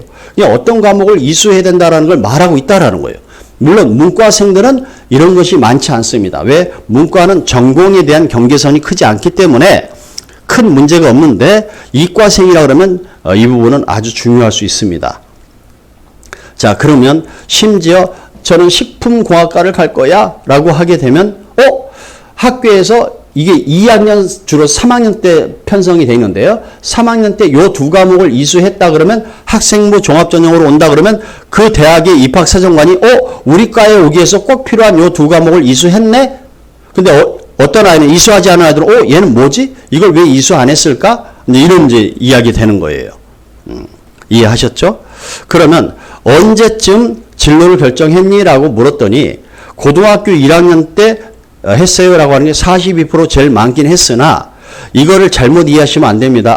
대부분이 고등학교 1학년 때 이를테면 진로를 결정했네. 이거는 아니고요. 어떻게 하셔야 되는 게 맞느냐면 여기를 보세요. 4% 안에 드는 학생들이 1등급 학생이고요. 11% 안에 드는 학생들이 2등급 학생이란 말입니다. 우리는 요 1등급, 2등급 안에 요 안에 드는 학생들을 일반적으로 상위권이라 그래요. 고등학교 올라가면. 그런데 여기 보시게 되면 뭐요? 요 안에 든다고 하더라도 중학교 때까지 경계선 하더라도 35%예요. 그러니까 우리 아이가 만일에 상위권 쪽이라 그러면 거의 초등학교 때 결정을 한다라고 보는 것이 맞겠죠. 그죠? 중학교에 가도 약간 좀 늦은 감? 그런 정도의 개념으로 이걸 이해하셔야지, 이를테면 고등학교 1학년 아이들이 이때 주로 많이 했고, 이건 잘못 보는 어떤 데이터 보는 방식입니다. 이해하셨죠? 그래서 실질적으로 이 데이터에 의하면 아주 최상위권 아이들은 초등학교 때 이미 진로를 결정했다. 그래서 여러 가지 이렇게 진로 관련된 적성 검사 같은 거 하는 것도 있잖아요. 그런 걸 적극적으로 해보셔야 됩니다. 그래서 진로를 빨리 결정하는 것이 좋겠다. 자, 그러면 상위권은 공부를 얼마나 할까? 그럼 평일 기준으로 했을 때 방과 후 수업 포함, 학원 수업 포함, 과외 포함, 집에서 자습하는 거, 스터디 카페 같은 데서 공부하는 거 다 포함. 그냥 학교에서 공부하는 것만 제외. 그 나머지 학교 수업을 끝내고 나서 하루에 6시간 이상씩 한다라고 하는 것이 초등학교 4학년에서 6학년 아이들이 4%가 넘는 아이들이 이렇게 하고 있다는 거예요. 그러니까 이미 4%인 최상위권 아이들 같은 경우는 하루에 6시간 이상씩 공부하고 있다라는 거야. 그럼 이거는 조금 더 좀 힘들다. 그러면 한 번 물러나서 5시간 그러면 얼추 보면 11% 가까이 되잖아요. 그죠? 그냥 5시간 이상씩은 해야 된다. 그럼 우리 아이가 학교 끝나고 와서 공부를 얼마나 하나 좀 지켜봤더니 애게 한두 시간밖에 안 해. 그러면서 아이는 의대 가겠대. 그건 좀 말이 안 되는 거다라는 거죠. 왜? 물론 이 학습량 시간이 절대적인 건 아니에요. 하지만 기본적으로 요 정도까지는 어떤 기준 삼아서 우리 아이가 상위권이 되기 위해서는 이 정도는 기본적으로 학습을 해야 되는구나 라는 걸 체크해 보시라고 보여드린 자료입니다. 좋습니다. 이제 우리 아이가 중학교를 거쳐서 고등학생이 될 텐데 적어도 고등학교 올라가기 전에 이 공부 루틴을 완성하고 올라가라는 거예요. 그러니까 중학교 1, 2, 3학년 동안 성적도 올려야 되지만 꼭 해야 될 것들을 지금 말씀드리겠습니다. 일단은 얘가 새벽에 공부하는 게 잘 되는지 아니면 밤에 하는 것이 잘 되는지 그 시간대를 해보라는 거예요. 해보셔야 됩니다. 그래서 언제 하는 것이 나는 학습 효과가 공부 잘 돼요. 안 해볼 수도 있거든요. 해본 적이 없을 수도 있어요. 그리고 장소는 자기 방에서 하는 것이 잘 되는지 아니면 방에서는 안 돼. 그러면 어째요? 스터디 카페에서 하든지 아니면 일반 독서실을 가든지 아니면 뭐 청소년 독서실을 가든지 아니면 학교에서 끝나고 교실에서 공부하고 오든지 그 장소에 대한 게 어디서 잘 되는지를 꼭 체크를 해 보셔야 돼요. 그리고 혼자 하는 것이 잘 되는지 둘이 짝을 져서 서로 이제 물어봐 주기도 하고 그 다음에 시너지 효과를 거두기 위해서 서로 상위권 아이들이 둘이 붙여놓으면 시너지 효과를 겪는 경우도 많거든요. 그래서 이런 부분을 한번 점검해보고 근데 집중력 문제에 의해서 이를테면 일단 학생이 공부를 하기 시작했다 그러면 책상 정리부터 이렇게 하고 시작하는 거야. 그게 완전 습관화되어 있고 루틴이 형성되어 있어야 돼. 공부를 할 거라면 책상에 휴대폰 없어야 돼. 그죠? 그 다음에 눈에 이제 이를테면 시선이 갈 수 있는 여러 가지들이 다 없어져야 돼요. 이 속에 있어야 될 것은 이를테면 교재, 그죠? 그 다음에 필기 도구, 그 다음에 노트, 뭐 요 정도만 딱 있고 책상에 아무것도 있으면 안 됩니다. 그런 식으로 지금부터 이제 공부할 때는 이렇게 하는 거야. 그동안에는 막 이렇게도 하고 저렇게도 하고 침대에 누워서도 해보고 이렇게 했는데 그런 여러 가지들을 지금부터 이제 틀을 바꾸자. 루틴을 만들어 보자. 그것이 필요하고 그 다음에 얘가 이제 시험 공부하거나 할 때는 배경음악이 때로는 집중력을 위해서 심리적인 안정감을 주기도 하니까 필요할 수도 있습니다. 하지만 여기에 가사가 들어있는 음악은 피해 주는 게 좋을 것 같고요. 그래서 어떤 음악이 나는 여기 안정되고 잘 된다라고 하는 것을 몇 가지 정도는 녹음해서 가지고 있든지 해서 시험 때 되면 이걸 활용한다든가 그런 여러 가지 준비들을 하는 거예요. 그러니까 중학교 1, 2, 3학년에 준비하는 거고 고등학교 올라가서는 실전이다. 고등학교는 실전이다. 따라서 모든 중학교 1, 2, 3학년은 연습이다. 그렇게 이해하시는 게 맞을 것 같고요. 아주 중요한 것 중에 하나는 노트 정리를 잘하는지를 꼭 보셔야 됩니다. 심지어 펜 잡는 법도 아직 안 된 학생들도 꽤 있습니다. 그리고 이 반응 속도거든요. 자, 여러분 수업을 하면서 필기하세요. 그런데 이 학생은 반응 속도가 되게 느려요. 이제 남들은 막 필기하고 여러 가지 하고 있는데 이제서야 이 학생은 뭐냐면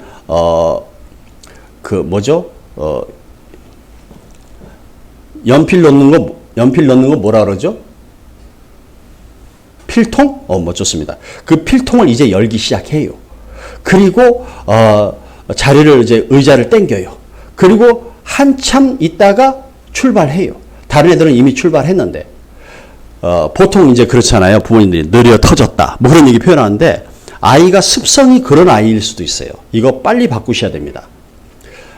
여러분 지금부터 이거 필기하세요. 그러면 바로바로 필기할 수 있게 반응 속도가 바로 일어날 수 있게 준비가 되는데 이거 바로 잡아주지 못할 수가 있거든요. 학교에서 선생님이 잡아주겠습니까? 절대 그렇지 않거든요. 부모님들이 체크하셔야 할 부분이 있고요. 그 다음에 좌석도요. 앞에 앉으면 불안해하는 아들이 있어요. 그러니까 중간쯤에 앉거나 아니면 뒤에 앉는 게 편합니다. 그런 아이들도 심리적으로. 그런 여러 가지들이 또 좌측에 앉으면 선생님이 자꾸 가려서 안 보이기도 한다. 뭐 그런 거 있잖아요. 그럼 여러 가지들이 심리적으로 나는 어느 좌석에 앉는 게 좋더라. 이런 것도 해보시라는 거고 제일 중요한 거 칠판 수업을 들으면서 필기를 똑똑한 필기죠. 이거를 해갈 수 있느냐. 어떤 아이들은 그렇습니다. 강의 수업을 열심히 들어. 이해를 해. 그럼 필기를 하나도 못해. 그런 다음에 필기를 열심히 해. 그럼 수업을 하나도 못 들어. 한 가지만 할 줄 아는 거야. 대부분이 그렇습니다. 근데 이 두 가지를 동시에 할 수 있게 준비를 하려면 일단 필기가 빠르게 진행이 되기도 하죠. 그런 것과 동시에 뭐냐면 스마트 필기에서 풀이는 절대 필기하면 안 됩니다.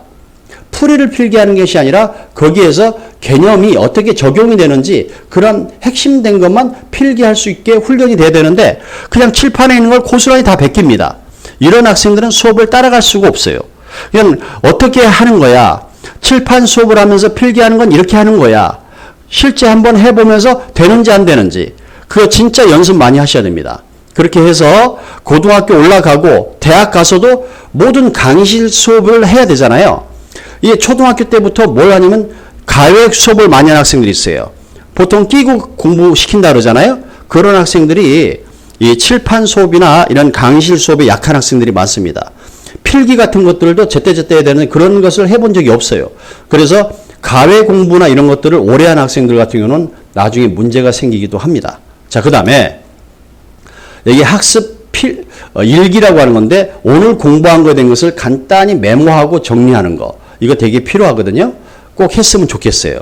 그리고 예습은 언제 하느냐면 어떤 과목은 잘 못 알아듣겠어. 못 알아듣는 과목은 반드시 예습을 해야 됩니다. 그러면 수업 시간에 알아들어 먹게 돼요. 그러면 공부가 재밌어지기 시작해요. 근데 수업 시간에 못 알아듣는 과목이 되면 딴짓을 하게 됩니다. 그 시간 망치는 거예요. 그러니까는 학생이 이 과목은 어렵다 싶기도 하고 잘 안 된다 싶은 과목은 반드시 충분히 예습하고 수업을 들어가라는 거고 그 다음에 예습 복습을 다 하면 좋으나 시간이 안 되는 학생들은 상위권 아이들은 주로 복습 위주만 해도 된다. 그렇게 둘 다 하면 좋겠으나 한 가지만 한다 그러면 그렇게 이해하시면 좋겠습니다. 그 다음에 얘가 수업할 때마다 자꾸 졸아. 그럼 얘가 이를테면 건강상에 문제된 학생들이 많거든요. 그런 학생이라면 이거 빨리 바꾸셔야 됩니다. 그리고 자주 존다 그러면 이 졸음을 퇴치하는 방법을 이 아이가 알고 있어야 돼요. 이를테면 껌을 씹는 것도 하나의 방법일 수도 있는데요. 그런 여러 가지, 뭐 초콜릿을 먹는다든가 그런 여러 가지의 나름의 졸음을 탈출하는 방법들을 터득하고 있어야 돼요. 자, 그 다음에 학습 준비물은 꼭 챙기라는 거죠. 그 중에서 아이들이 삼색 볼펜, 중요한 거 필기해야 되니까, 그 다음에 형광펜, 그 다음에 저는 이게 자를 꼭 준비하라고 해요. 이 자가 이를테면 밑줄 그을 때도 막 엉망으로 긋는 애들 많거든요. 똑바로 그으라고 하세요. 그리고 그림 그리는 게 생겨도 마찬가지로 자로 그리시는 게 좋은데 얘가 그냥 손으로 찍찍 그다 보니까 표도 이상하게 막 긋고 불편하게 돼요. 그림이. 그래서 자를 이용하는 것이 되게 유용합니다. 그 다음에 샤프는 한 3개 정도를 꼭 가지고 다니면서 수업 시간에 샤프를 분해해가지고 1시간 내내 그딴 가지 마시고 바로 바꿔서 쓸 수 있게. 그런 여러 가지 준비들이 기본적으로 되어 있어야 된다는 거고 특히 공부 방해되는 스마트폰이 아이가 공부 방해된다면 이거 빨리 해소시켜줘야 됩니다. 만일에 이 공부 방해 요소를 제거하라 그랬더니 친구가 방해 요소예요. 친구를 제거할 수는 없잖아요.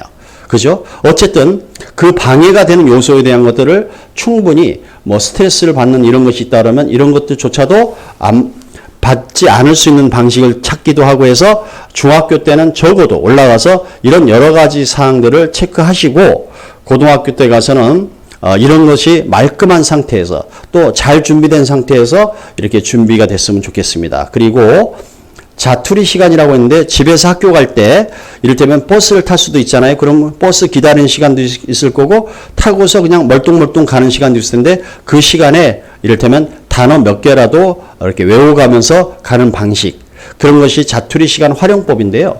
상위권 아이들은 이런 걸 다 하고 있다고 보시면 됩니다. 좋습니다. 그 다음 마지막으로는 이제 암기 루틴인데요. 영어 단어는 우리 아이는 이렇게 외워요. 영어 단어나 수거는 영어 단어일 수도 있고 한자일 수도 국어 단어일 수도 있고 사자성어일 수도 있는데 이거 외우는 거. 그래서 이를테면 외우는 방법이 여러 가지가 있습니다. 뭐 싱크로 머슬 학습법에서 왔다리 갔다리 하면서 외우는 방법도 있어요. 그러니까는 계속 책상에 앉아서만 하지 마시고 왔다리 갔다리. 그 다음에 카드를 이용하는 방법도 있을 거고, 그 다음에 아주 중요한 건데요. 소리 내어서 읽는데요. 삼느 삼빠라 해서 세 번은 느리게, 그 다음에 세 번은 빠르게 하면서 빠르게 하는 부분에 훈련이 필요한 거거든요. 빨리 읽는 훈련이 필요해요. 근데 그것이 빠르게만 빠르게 하면 이게 효과가 좀 적고요. 좀 느리게 했다가 빠르게 했다 이렇게 해보면서 자기 속도 조절을 할 수 있는 것이 생겨요. 그리고 수업을 혼자 공부할 때도 20분씩 끊어서 하라는 거예요. 이를테면 길게 그냥 집중해서 하는 것이 쉽지 않을 수 있거든요. 효과적이지 못해요. 그래서 20분을 하는데 15SOT라는 말은 이 스타디예요. 스타디가 15분 정도 스타디, 학습을 했으면 5분 정도는 테스트를 하라는 거예요.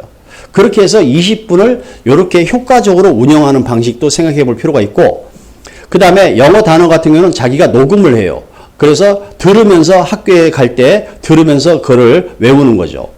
그 다음에 뭐 영어 6단 접기라고 하는 것이 있는데 이런 거예요. 6단 접기라고 하는 것은 이를테면 영어 단어를 암기하는 데 있어서 효과적이다라고 해서 뭐 서울대 간 아이들 있잖아요. 그 아이들이 제시한 여러 가지 방법들이 있는데 그 중에서 이게 가장 효과적이다라고 되어 있는 것 중에 하나가 얘인데요. 뭐냐면 영어 단어를 이렇게 영어 쓰고 한글 씁니다. 그런 다음에 여기를 확 접어버립니다. 그러면 한글만 나왔잖아요. 여기다 영어를 씁니다. 그 다음에 여기도 확 접어버립니다. 그러면 이제 영어를 씁니다. 이해하시죠? 이렇게 해서 계속 넘어가면서 이게 끝내는 거야. 근데 못 외운 게 있어가지고 이게 하나 됐잖아요. 이게 보고했어요. 그럼 빨간색으로 쓰세요. 여기도 빨간색으로 하세요. 여기 빨간색으로 했어요. 그럼 여기 20개 단어를 외웠잖아요. 그럼 빨간색이 한 번이라도 되어 있는 것은 이를테면 오답 개념으로 해서 얘네들만 모아서 따로 얘네들 또 만드는 거야. 이해되시죠? 자, 이런 식의 암기법. 어차피 반복을 해야 되는데 효과적으로 하는 방식을 택해보자. 이렇게 해서 제시를 좀 한 거고요. 그 다음에 여기 보면 이제 수학이나 과학은 적용 과목이라 그래요. 어떤 문제를 풀기 위해서 적용하는 거예요.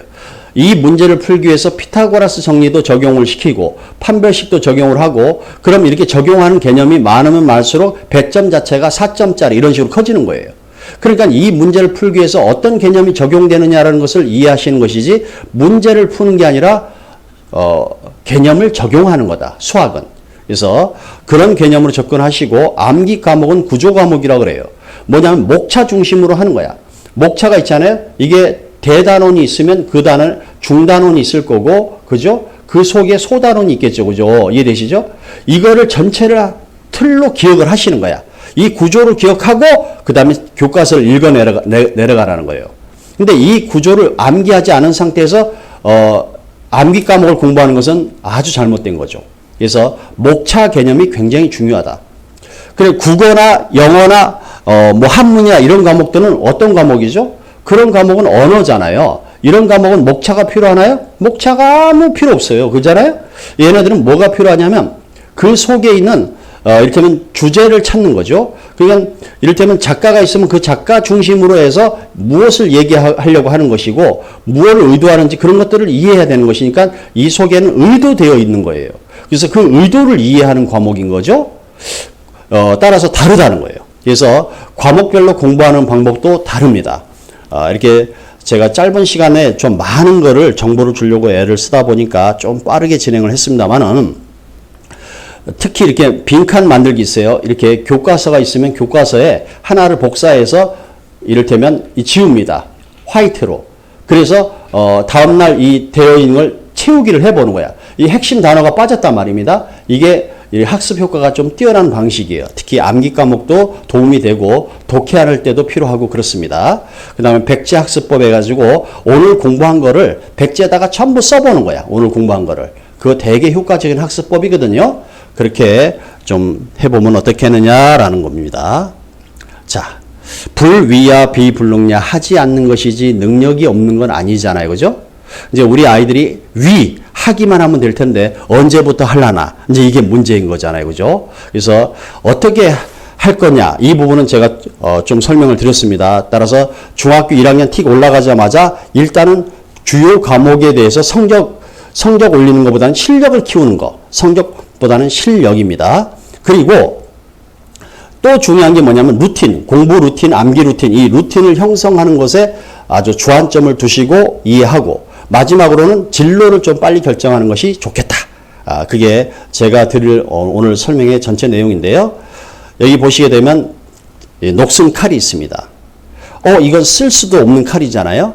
자, 이런 말이 있습니다. 녹은 쇠에서 생긴 것인데 점점 그 쇠를 먹는다라는 말이 있습니다. 뭐냐면 부정적이거나 뭐 이런 어떤 생각들이 결국은 본인한테서 나온 거잖아요. 하지만 그거로 인해서 본인이 힘들어지기도 하잖아요. 그죠? 그래서 제가 말씀드리고자 하는 핵심은 뭐냐면 긍정인 것 같아요. 긍정적인 개념으로 접근하는 거고 녹이 슬지 않으려면 용광로처럼 뜨거운 열정 같은 게 필요하지 않을까 싶습니다. 우리 부모님들의 그 열정이 식지 않고 지금부터 이제 시작이죠. 그죠? 아이들이 한 6년 동안 대학 입시를 준비할 그런 여러 가지 과정이 있을 텐데 이 열정이 식지 않으면서 우리 아이가 함께 우리 부모님과 함께 이렇게 좋은 결과를 맺는 그런 것이 됐으면 좋겠습니다. 그동안 경청해 주셔서 고맙습니다. 설명이 마치겠습니다. 감사합니다.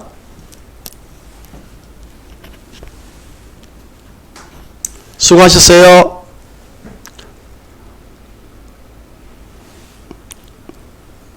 인사 고맙습니다. 예, 고맙습니다.